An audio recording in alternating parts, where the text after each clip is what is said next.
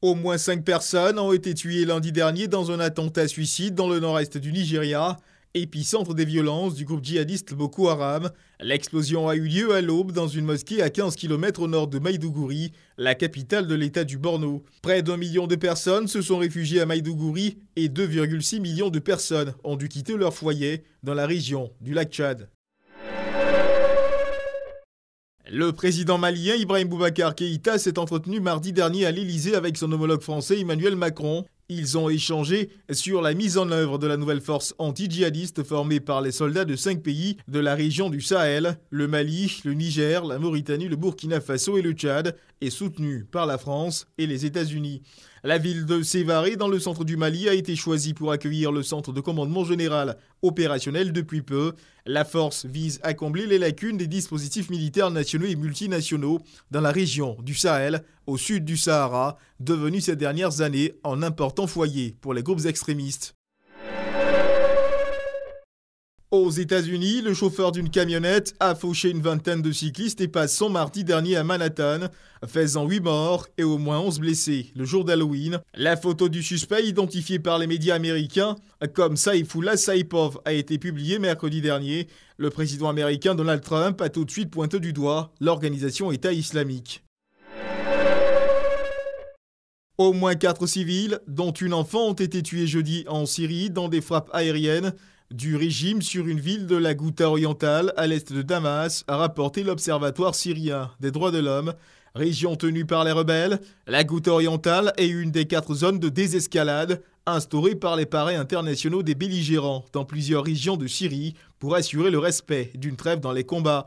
Ces derniers jours, cependant, le secteur a connu une recrudescence de bombardements du régime.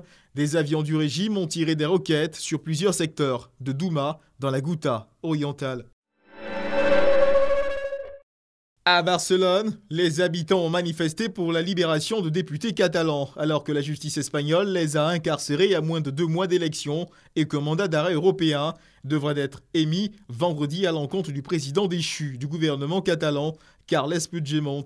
Plus tôt dans la soirée, dans un court message diffusé par la télévision régionale catalane, le président catalan destitué par Madrid a exigé la libération de ses collègues incarcérés, affirmant que la décision de la justice n'était plus une affaire interne espagnole et que la communauté internationale devait se rendre compte du danger qu'elle constituait. Les Libériens sont dans l'attente de la décision de la Cour suprême qui devrait se prononcer lundi sur la reprise de l'organisation du scrutin présidentiel ou le maintien de sa suspension suite au recours déposé par Charles Brumskin, un candidat de l'opposition. Selon lui, le premier tour a été entaché d'irrégularités et de fraude. Le deuxième tour, initialement prévu le 7 novembre, doit voir s'affronter l'ancien footballeur George Weah et l'actuel vice-président Joseph Boakai.